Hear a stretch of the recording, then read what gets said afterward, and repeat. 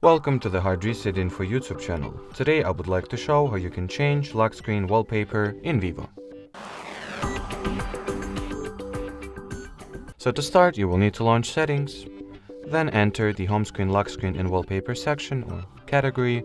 Onwards, go for the lock screen settings, you gotta go for the wallpaper instead. Then accept the user agreement, privacy terms.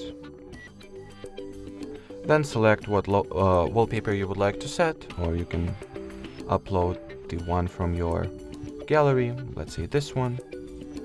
Then frame the part that you would like to be your wallpaper, select the lock screen wallpaper at the menu over here, and then hit the OK button.